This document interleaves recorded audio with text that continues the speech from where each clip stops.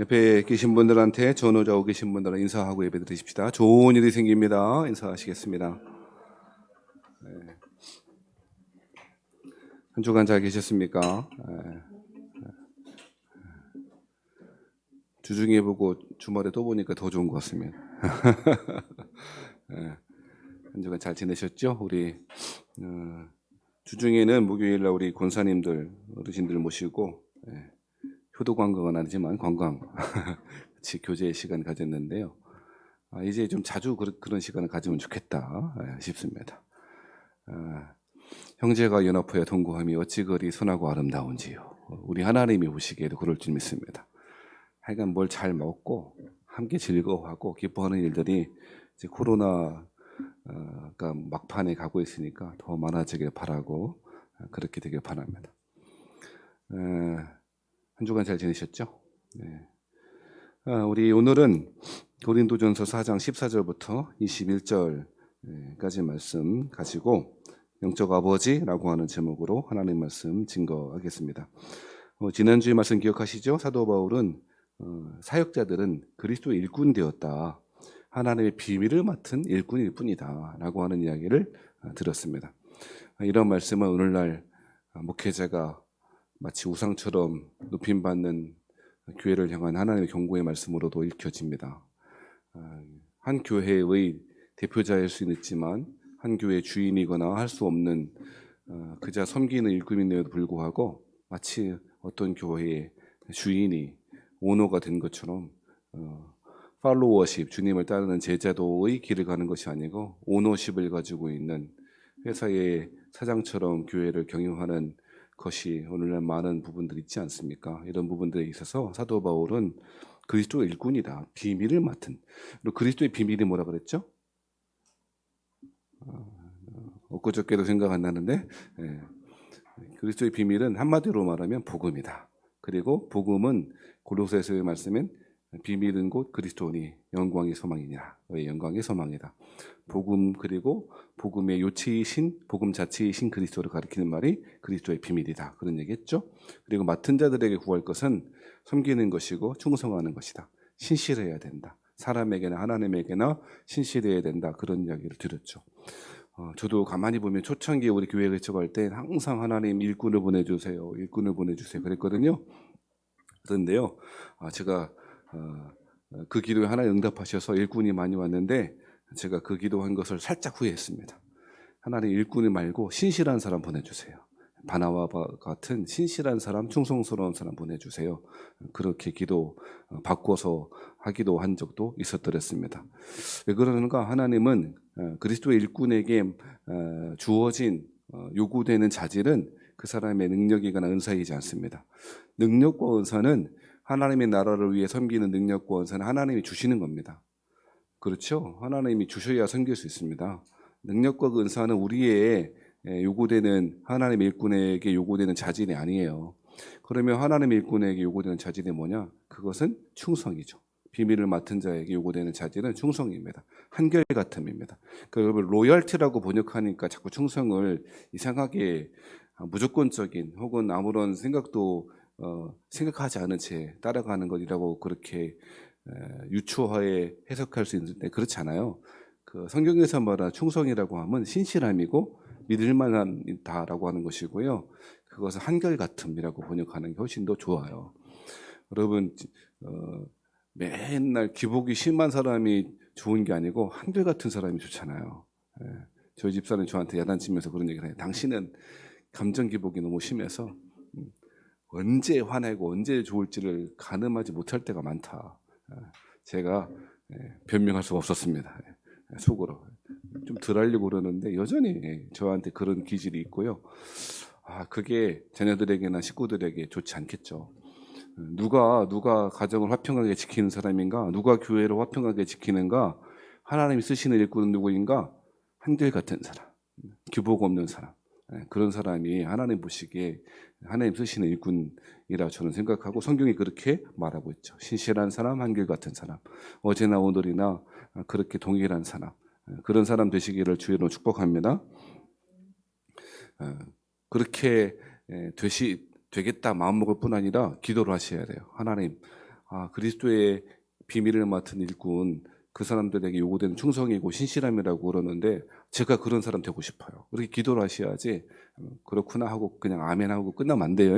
꼭 집에 가서 하나님 우리 세원약 교회에 이런 사람 필요한다고 하는데 제가 그런 사람 되게 해주세요. 할렐루야.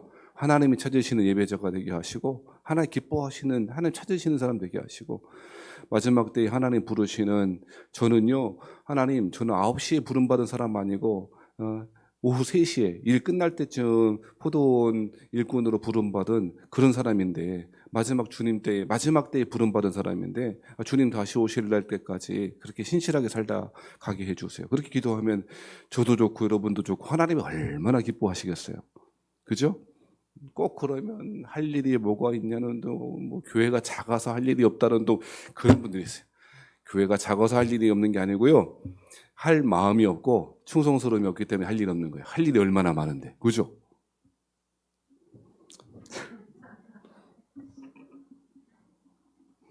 신실한 주의 일꾼 되시길 바랍니다. 물론 여러분 지금도 그러시지만 더욱더 하나님 기뻐하시는 일꾼 되길 바라고 잘했다고 충성스러운 종이라고 칭찬하실 은혜가 있게 될 줄 믿습니다. 그러면서 오늘은 가장 14절부터 21절까지 읽었는데요. 사도 바울이 자신을 그리스도의 일꾼이다, 하나님의 동역자들이다 여러 가지 비유를 통해서 신앙생활의 관계, 교회에서 일어나는 문제에 대해서 어떻게 대처할지를 이야기했잖아요. 오늘은 사도 바울이 자신을 뭐라고 이야기하냐면 영적인 아버지다라고 비유하고 있고, 그리고 너희는 고린도 교회 성도들은 자신의 하나님의 자녀일 뿐 아니라 자신의 자녀이라고 그렇게 이야기하고 있죠. 교회의 리더십과 성도들과의 관계를 부모와 자식의 관계로, 아비와 자녀의 관계로 그렇게 이야기하고 있습니다. 뿐만 아니라 사도 바울은 조금 황당하게 16절에는 그러므로 그 결과, 그렇게 요비하고 비유한 결과 그렇게 해서 어쩌라고 16절이죠. 그러므로 뭐 하랍니까? 내가 너희에게 권하노니 너희는 나를 본받는 자가 되라.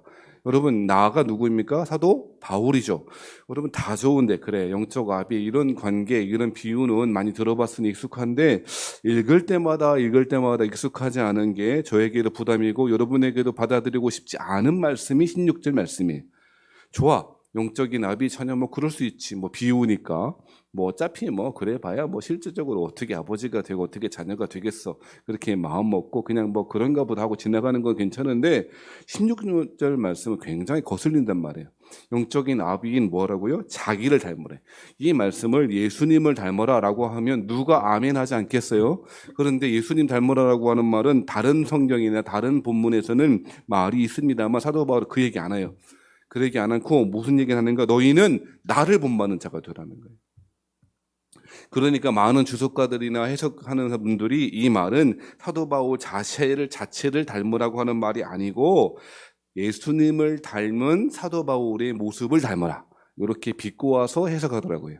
그러니까 하고 싶은 말은 뭐냐? 사람을 닮을 수는 없고 예수님을 닮아야 돼라고 하는 말을 이렇게 표현했다라고 해석하더라고요. 그런데 아무리 제가 눈을 크게 뜨고 눈을 씻고 눈을 부비고 다시 쳐다봐도 오늘 본문의 말씀은 전후 좌우 맥락을 살펴보면 사도 바울은 자신을 본받으다라고 분명하게 이야기하고 있지 예수님을 닮은 자기를 닮아라.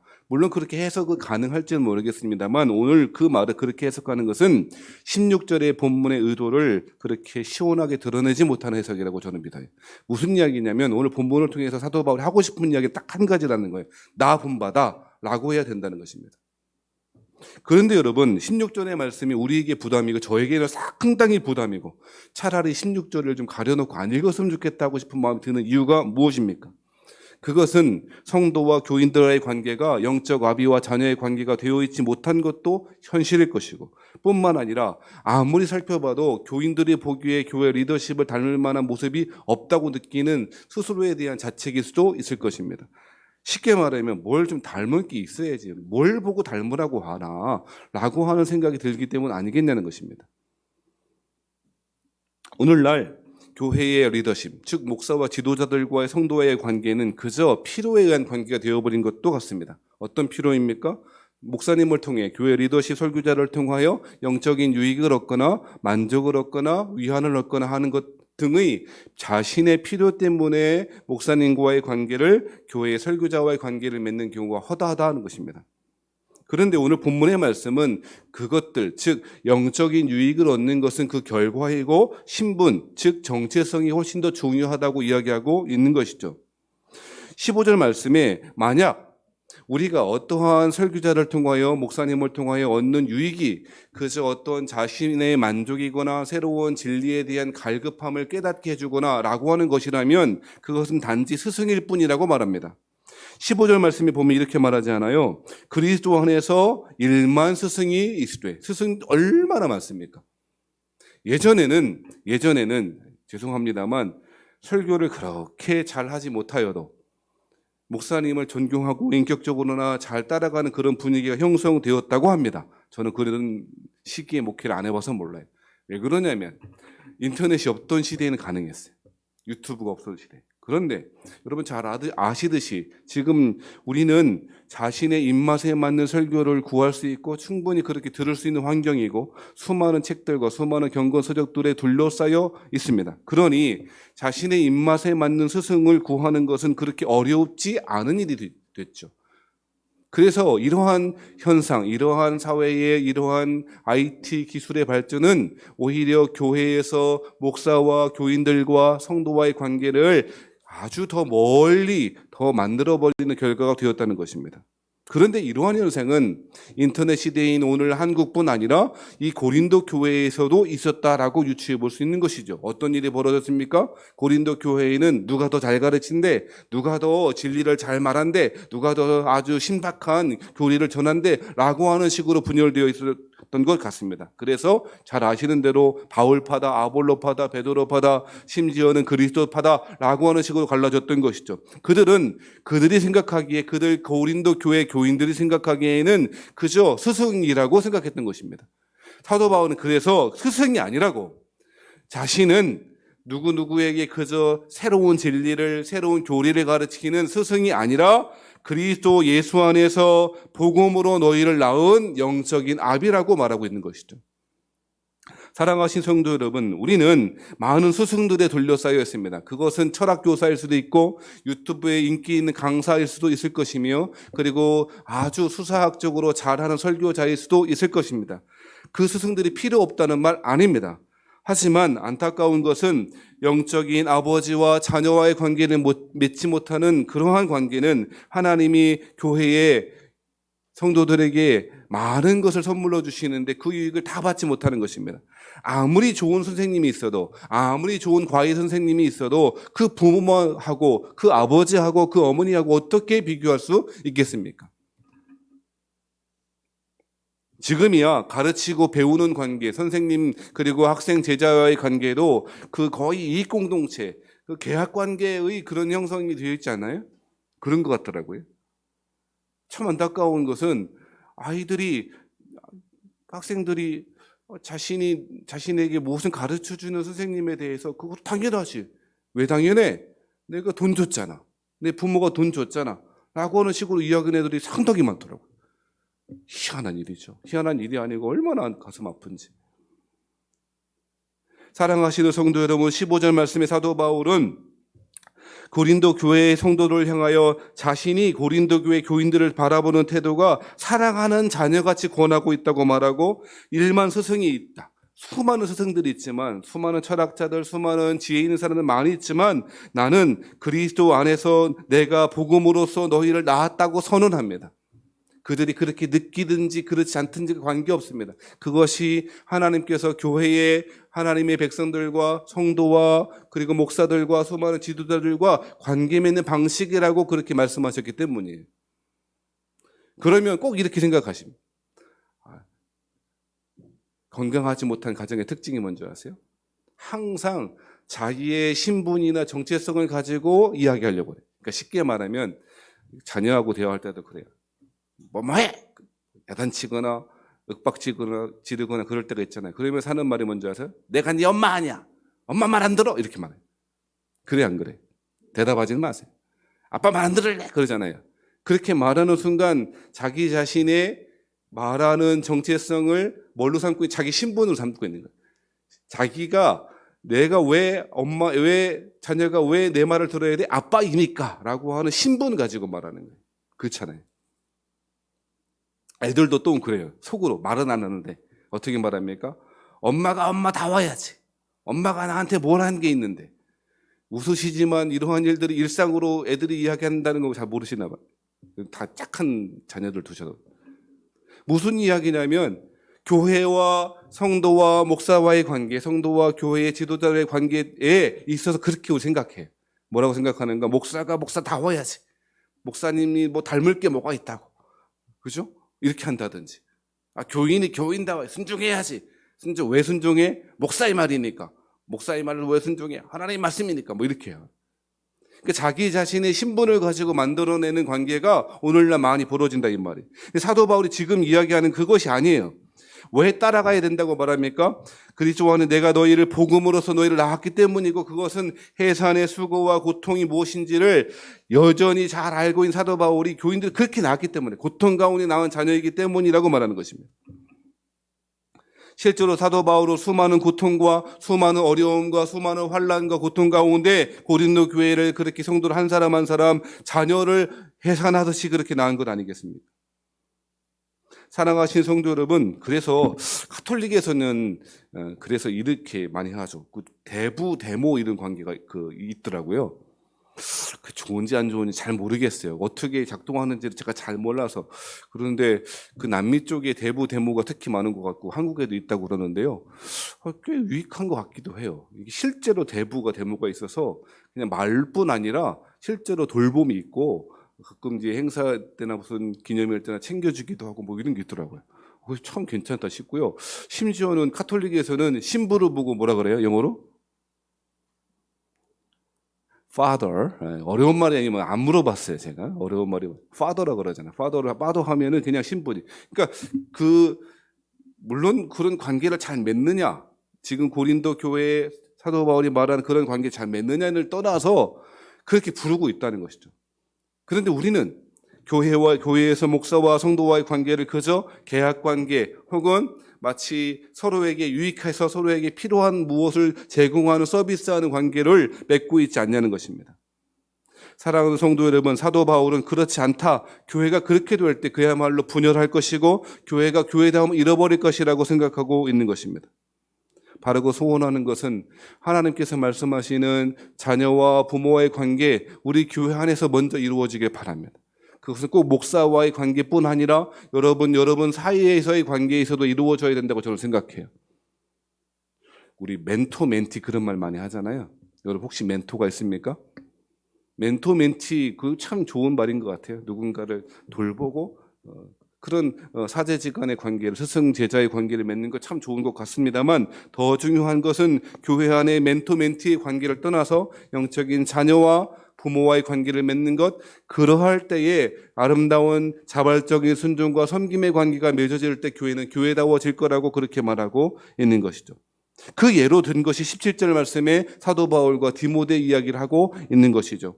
17절에 뭐라고 이야기합니까? 이로 말미암아 내가 주 안에서 내 사랑하고 신실한 아들 디모데를 너희에게 보내었으니 그가 너희로 하여금 그리스도 예수 안에서 나의 행사 곧 내가 각처 각 교회에서 가르치는 것을 생각나게 하리라.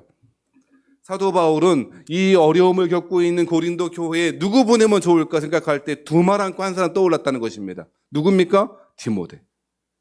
사도 바울은 디모데를 자신의 영적인 자녀라고 부르기를 주저하지 않았습니다. 내 아들, 복음화에서 내 아들이라고 부르기를 주저하지 않았습니다. 그리고 고린도 교회가 수만 가지, 5만 가지 문제가 생겼는데 이 사람 보내면 되겠다. 왜? 여러분, 자녀와 부모의 관계에서 히브리적인 의미는요, 자기와 똑같다는 거예요. 자기와 똑같은 사람, 자기와 똑같은 정체성을 가진 사람, 자기의 법적인 상속자, 그런 개념이 히브리 사람들이 생각하는 부모와 자녀의 관계거든요. 그러니 사도 바울의 입장에서 볼 때에 자신의 마음을 가지고 자신의 생각을 올바르게 전해주고 교회를 화평케 할 사람 한 사람밖에 없네. 물론 더 있었겠습니다만 그 사람이 누구라고요? 디모데라고요. 어쩌면 하나님께서 이 땅 가운데 이방인들의 선교사로 누굴 보내면 좋을까 생각할 때 하나님은 제일 먼저 사도 바울 선택했을 것입니다. 그리고 사도 바울은 이 개별 교회들을 향하여 누구 보내면 잘할까 생각했을 때 디모데 했을 것이고요. 하나님은 사도 바울은 디모데를, 또 디모데는 수많은 사람들을 그렇게 관계를 통해서 하나님의 교회를 세워가시는 것이죠. 사랑하시는 성도 여러분, 하나님께서 믿을 만한 사람, 하나님께서 얘 보내면 좋겠다, 두 번 생각하지 않고 추천할 만한 사람 여러분이 되시길 바라요. 뿐만 아니라 여러분이 이러한 상황 가운데 이 사람이면 좋겠다 싶을 사람, 그러한 영적인 부모와 자녀의 관계를 신실하게 맺어가는 여러분 되길 바랍니다. 교회는요, 행사 많이 하고 우리는 사랑의 띠로 하나 되었으면 해봐야 아무 소용 없더라고요. 제가 예전에 어떤 교회 섬길 때요, 그 교회는 얼마나 다툼이 많고 얼마나 싸움들이 많은지, 권사님들이 한 30분 계셨는데요, 권사 패가 3패로 나눠져 있어요. 10명 정확히 인원도. 그래갖고 제가 그것 때문에 엄청 힘들어요. 담임 목사도 아닌데 엄청 힘들더라고요. 왜 힘드는가? A그룹의 권사님들이 저한테 와서 막 뭐라고 그래. 좋은 말은 아니고 막 말은 누가 그러면은 사무실에 있다가 힘들어.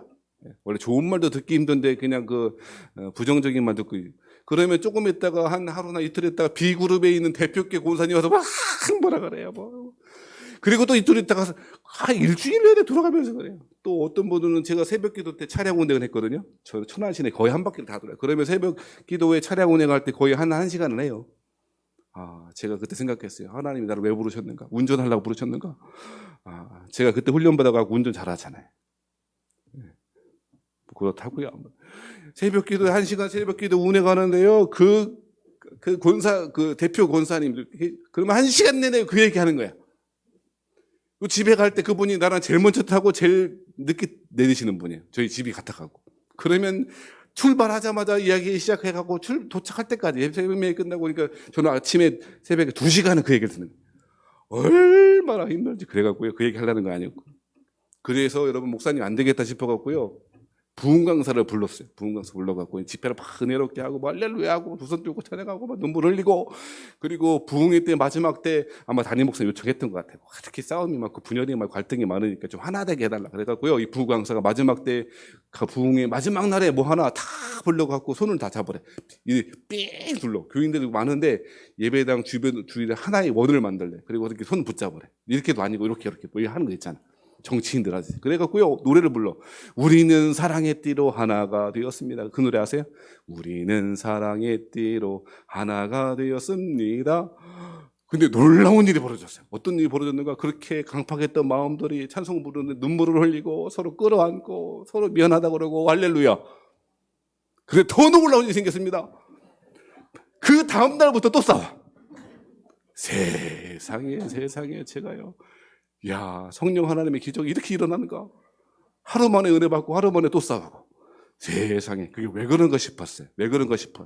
사람의 말로, 사람의 위로로 우리 하나 되겠다 결심하고 그렇게 해도 되는 게 아니에요. 복음 안에서 영적인 자녀와 부모의 관계를 신실하게 맺어가는 그것만이 하나님의 교회가 성장하고 하나님 원하시는 바로 성도와 목사와의 관계, 성도와 성도와의 관계가 되어지는 거예요. 바라고 소원하는 것은 교회에 젊은이들이 있다면 교회 내에서 목사뿐 아니라 교회 내에서 존경할 만한 영적인 아비와 어머니를 만나게 되길 바라고, 그리고 나이 드신 분들이 있다면, 권사님, 장로님들이 있다면 그분들은 교회 안에서 영적인 자녀를 삼으셔야 됩니다. 수많은 사람들, 교인들이 다 기도하시겠지만 특별히 사랑하고 특별히 애쓰고 힘쓰고 섬길 만한 관계를 맺어가시는 실천적인 일들이 우리 안에서 나타나길 바랍니다. 사도 바울은 그래서 그 이야기를 하고 있는 것입니다. 사도 바울은 교회를 향하여 자신이 어떻게 영적인 아비가 되었음을 상기시키면서 그러한 관계를 신실하게 맺어가라고 권면하고 있는 것입니다. 바라고 소원하는 것은 저와의 관계도 저를 그저 좋은 말씀 잘하는 사람이 아니고 보조과제만 하나님께서 그렇게 관계를 맺어주셨으므로 영적인 부모와 자녀의 관계를 신실하게 만들어 가시는 여러분 되기를 바랍니다. 그것이 사도 바울이 하고 있는 이야기인 것입니다. 여기에서부터 사도 바울은 한 가지 더 이야기합니다. 그것이 무엇입니까? 사도 바울의 고린도 교회를 향하여 내가 이제 너희들에게 찾아가 볼 터인데, 자, 그거 18절 19절 말씀이죠. 자, 우리 18절 말씀 보시겠습니다. 어떤 이들은 내가 너희에게 나아가지 아니할 것 같이 스스로 교만하여졌으나, 사도 바울 또 오기 어려울 거야. 교회 설립하신 분인데 설립자인데 개척하신 목사님인데 더 안 올 거야. 그러니까 자꾸 뭐라고 하지 말고 들으나마나 할 거야. 그렇게 생각하는 사람이 있었던 것 같아요. 그러면서 19절 말씀이 뭐라고 합니까? 주께서 허락하시면 내가 너에게 속히 나아가서 교만한 자들의 말이 아니라 오직 뭘 알아보겠답니까? 능력을 알아보겠다. 말 잘하는 사람 많지요. 스승들 많습니다. 하지만 영적인 자녀를 해산하듯이 수많은 고통 가운데 해산의 고통을 가지고 자녀를 낳은 영적인 아비가 어디 있느냐? 너희들의 말이 아니고 그 안에 있는 능력을 알아보겠다고 말합니다. 그러면서 여러분 유명한 말씀, 잘 아시는 말씀을 사도 바울이 합니다. 20절 말씀 같이 읽어보시겠습니다. 20절 말씀 시작. 하나님의 나라는 말에 있지 아니하고 오직 능력에 있습니다. 사도 바울이 무슨 이야기를 하고 있습니까? 하나님 나라는 말 잘하는 사람들의 모임이 아니고요, 오직 능력이 있다는 것입니다. 여러분, 이 능력은 어떤 능력입니까? 슈퍼맨이 되는 겁니까? 아닙니다. 사도 바울이 했기 때문에 이 의미가 확실히 더 잘 전달되는 것 같아요. 무슨 일이든지 잘 해내는 그런 능력입니까? 남들보다 더 많이 갖는 능력입니까? 전혀 그렇지 않습니다. 여러분, 우리에게 잘 오해하는 말 중에 빌립보서 4장의 말씀, 4장 13절 말씀을 많이 오해합니다.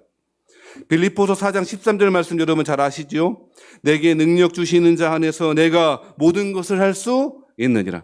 이 말씀만 떼어놓으면 굉장히 좋은 말씀입니다.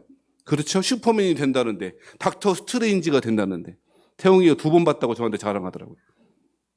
무슨 얘기냐? 메타버스, 세계, 다중우주에 관한 이야기를.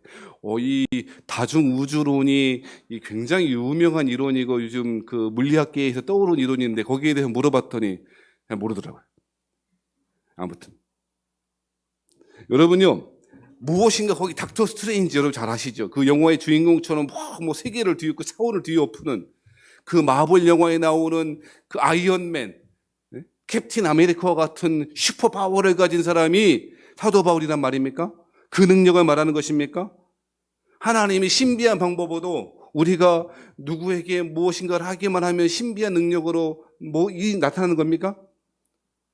여러분, 우리도 저 여호수아와 그의 백성들처럼 요 옆에 대순진리의 건물을 한 7번, 하루에 한 번씩, 마지막 주일에는 7번씩 한번 돌아볼까요?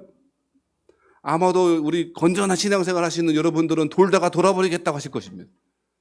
그런 능력을 말하는 것입니까? 물론 하나님이 허락하시면 신기하고 놀라운 기적이 일어날 줄 믿습니다. 우리는 자연주의적인 세계관에 갇혀 있지 않아요. 또 다른 차원이 있다고 그 영화에서 물론 동의하진 않지만 닥터 스트레인지가 말하듯이 우리는 초자연적인 하나님의 개입을 믿습니다. 그것이 기적입니다. 그 기적을 믿으세요. 하지만 여러분, 하나님은 또한 기적을 주시는 분뿐 아니라 하나님이 정하신 자연법칙과 물리법칙 안에서 일하시기를 좋아하십니다. 그러니 예수님은 배고프셨을 때 뭐 하셨습니까? 돌을 떡으로 만들어서 드시지 않고 사람들에게, 제자들에게 떡을 구해오러 가셨지요. 그것이 신앙생활하는 길입니다. 배고프면 어떻게 됩니까? 열심히 일하셔야 됩니다. 하나님 보고 그냥 그래. 참. 어떤 목사님들 말이죠. 생계가 안 되는데도 불구하고 하나님이 하실 것이니 하나님만 바라보고 있다는 거. 뭘 좋아해요, 믿음이. 그런 믿음은 좋지만, 아무튼. 무슨 이야기냐면, 빌립보서 4장 13절 말씀에 내게 능력 주시는 자 안에서 내가 모든 것을 할 수 있다 그러니까 무엇인가 신비한 능력을 말하거나 그런 것을 생각하는데 전혀 그렇지 않다니까요. 여러분, 빌립보서 4장 11, 13절 말씀은 사도 바울이 11절과 12절을 말한 다음에 결론으로 말한 거라고. 빌립보서 4장 11절, 12절 말씀 무엇입니까? 제가 읽어드리겠습니다. 내가 궁핍함으로 말하는 것이 아니라, 지금 궁핍하다는 걸 인정하고 있는 거예요. 궁핍해. 그런데 내가 궁핍해서 말하는 건 아니야. 이렇게 말하는 거죠. 뭐라고 합니까? 어떠한 형편이든지 나는 자족하기를 배웠나니 나는 비천에 처할 줄도 알고 풍부에 처할 줄도 알아. 모든 일, 곧 배부름과 배고픔과 풍부와 궁핍에도 처할 줄 아는 일체의 비결을 배웠노라. 요 말한 끝에 내게 능력 주시는 자 안에서 내가 모든 것을 할 수 있느니라. 그러니까 사도 바울이 빌립보서 4장 13절 말씀에서 말하는 모든 것을 할 수 있다는 그 모든 것은 비천에 처할 줄도 아는 것이고 풍부에 처할 줄도 아는 것이고 배고프기도 하고 배부르기도 하는 것입니다. 풍부하기도 하고 궁핍하기도 하는 일체의 상황을 말하는 것입니다. 사도 바울의 능력이 바로 이것입니다. 오늘 고린도전서 4장 20절 말씀에 하나님의 나라는 말이 있지 아니하고 능력이 있다고 말하는 그 능력도 이 능력입니다. 이것이 십자가의 능력입니다. 가난하기도 하고 부할 수도 있고 풍부하기도 하고 곤고에 처할 수도 있죠. 하지만 그것 때문에 그러한 모든 것들이 자신의 영혼을 좀먹고 갉아먹는 상황이 되지 않는다는 것입니다. 제가 늘 말씀드리듯이 여러분, 가난하다고 좌절할 것 없고 부하다고 교만할 것 없습니다. 하나님이 때에 따라 우리에게 주시는 은혜일 뿐입니다. 상황일 뿐입니다. 가난하면 기도하세요. 부하면 기도하세요. 가난할 때 기도하는 것은 그것을 통하여 도둑질하지 않게 기도하셔야 합니다. 내가 마땅히 얻어야 될 것 이상으로 얻을까라고 하는 그 도둑질, 그거 하지 않도록 기도하셔야 되고, 부하다면 그 부함 때문에 하나님마저도 세컨으로, 하나님 퍼스트가 아니고 세컨으로 서드로, 하나님은 저 멀리 나에게 필요한 옵션 정도로 여기가 되지 않도록 기도하셔야 되는 거예요. 사도 바울은 이 능력을 가진 거예요. 그에게 가난한 것이 문제가 되지 않았고요. 사도 바울은 부한 것이 문제가 되지 않았어요. 건강한 것이 문제가 되지 않았고 건강하지 않은 것이 문제가 되는 것도 아니었습니다. 사도 바울의 능력, 이것이 하나님 나라의 능력이라는 거예요. 바르고 소원하는 것은 이러한 능력을 가지고 가시는, 이러한 능력을 소유하시고, 아니 이미 소유했는데 성령 하나님과 동행함으로 말미암아 이러한 능력이 여러분의 삶 가운데, 가정 가운데, 교회 가운데 풍성하게 열매 맺는 여러분들에게 바랍니다.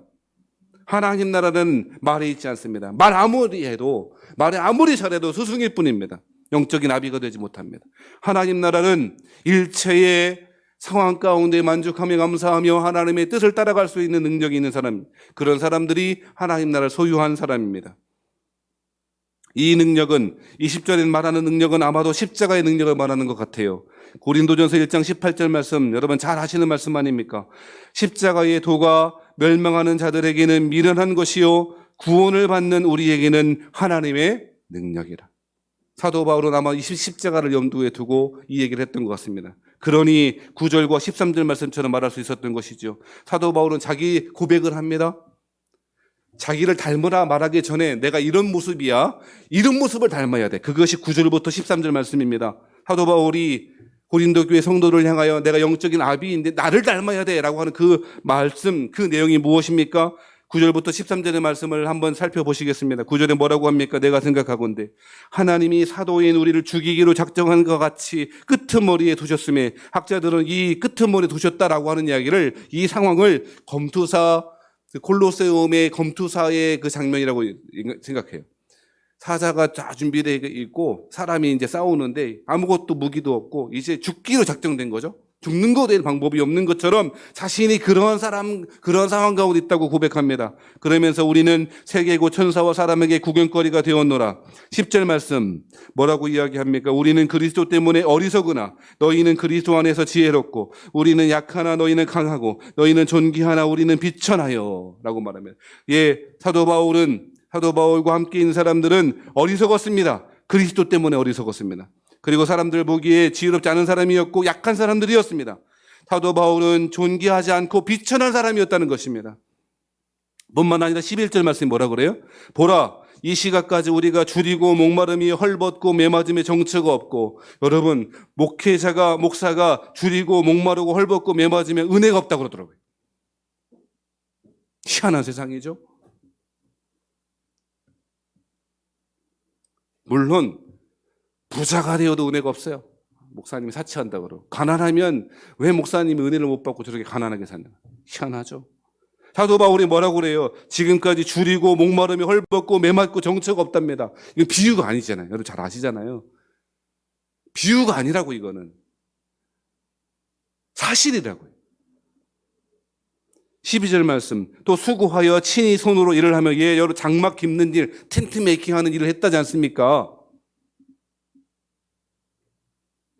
그러면서 모욕을 당한 즉 축복하고 박해를 받은 즉 참고. 13절 말씀 같이 읽어보죠. 13절 다 같이 시작. 비방을 받은 즉 권면하니 우리가 지금까지 세상이 더러운 것과 만물의 찌꺼기 같이 되었도다. 이 9절부터 13절 이러한 상태를 본받으라는 거예요. 훌륭하게 전하는 스승들 닮으려고 하지 말고 그리스도의 복음 때문에 어리석게 보이고 약하게 되어지고 비천하게 되어지고 줄이고 목마르고 헐벗고 매맞게 되어오는 자신을 닮으라고 사도 바울은 말하네. 그래서 사도 바울이 나를 닮으라라고 하는 말이 힘이 있는 거죠. 부자인 사람 닮아가려고 하고 그런 사람 멘토로 삼는 게 뭐가 어렵겠습니까? 힘 있고 능력 있는 사람 따라가는 게 뭐가 어렵겠습니까? 우리 교회처럼 작지만 하나님의 말씀을 붙잡으려고 하는 그 교회를 따라가는 게 어렵죠. 한 교회의 수많은 군중들의 일부로 살아가는 것은 어렵지 않습니다. 제가 이 이야기를 설교식 할까 말까 했는데 서울에 에덴보다도 더 새롭다는 교회가 하나 있어요. 무슨 교회라고 얘기는 안 할게요. 얼마나 큰지 궁중 같더라고요. 주차장은 쇼핑몰 주차장보다 더 넓고 크더라고요. 근데 그 사람 좋아서 간 거 아니고 그 사람 따지고 그 사람이 불법한 일을 지적하기 위해 그 당회장실에 갔다. 당회장실에 갔는데 죄송합니다. 당회장실이 우리 교회 이 교육관, 이 예배당과 교육관 합친 것만큼 되더라고요. 얼마나 큰지요. 그 크기에 일단 압도되더라고요. 그런데 처음에는 큰 교회 하는 사람들은 뭐가 있나 보다 싶었어요. 그런데 제가 실망하고 다시는 인간이니까요. 휴먼. 그분을 내 마음속에 지워버려야 되겠다. 저분은 내가 볼 땐 나는 아니다. 가보니까요, 사진이 쫙 붙어, 오늘 업로드는 못하겠네. 사진이 쫙 붙어 있는데요. 저 같으면 가족 사진이라든지 우리 교인들 사진, 그게 소중한 거 아니에요? 보니까 조지 부시하고 찍었던 사진. 조지고 부셨다는 사람 아닙니까? 뭐 그런 사진. 뭐 권력자들 사진은 국회의장, 국회의원들 사진. 그리고 최근에 어젠가 제가 이제 대전에 그 사람 이야기 들었는데, 자신이 국회의장이 누가 될지를 의견을 제출하고 어쩌고 저쩌고 했다고. 이런 설교가 강의가 이런. 무엇이 중요합니까? 교인들은요, 수만 명이니 n분의 1도 안 돼요. 여러분, 나뉘어진 사랑은 사랑이 아니라면서요? 유행가 가사처럼. 저는 여러분이 다 눈에 들어오잖아요. 이게 특별히 제가 전화하고 그래도 안 하고 눈빛만 봐도 우리도 목사님 또 지식이 있는 데가 있나 봐. 그러니까 그런 얘기 하지 말고 영적인 아비와 자녀의 관계가 중요한 거 아니고 그저 세상에 사도 바울이 말한 것과 9절부터 13절에 말한 것과 정반대의 삶을 살고 있는 그것이 과연 하나님 기뻐하시는 일일까요? 그것이 성도와 하나님이 원하시고 기대하신 성도와 목회자와의 관계일까요? 사랑하시는 성도 여러분, 말씀 마치겠습니다. 사도 바울은 놀랍게도 너희는 나를 본받는 자가 되라라고 말합니다. 세상에 권력과 힘 있는 자신을 본받으라고 하는 말이 아니고 어리석고 약하고 비천하고 줄이고 목마르고 헐벗고 매맞고 정처 또한 없는 사도 바울 그 자신을 닮으라고 말합니다. 그것이 그리스도의 길이고 그것이 십자가의 길이기에 닮으라고 말합니다. 그 길을 함께 잘 걸어가시는 저와 여러분 되시길 바랍니다. 오늘 교회 내에서 작지만 영적인 아비를 만드세요. 영적인 어머님을 만드세요. 멘토와 멘티를 뛰어넘는 신실한 관계를 맺어가시는 여러분 되길 바랍니다. 말이 아니라 십자가의 능력으로 살아가시는 참 은혜의 백성들 되시기를 주의 이름으로 축복합니다.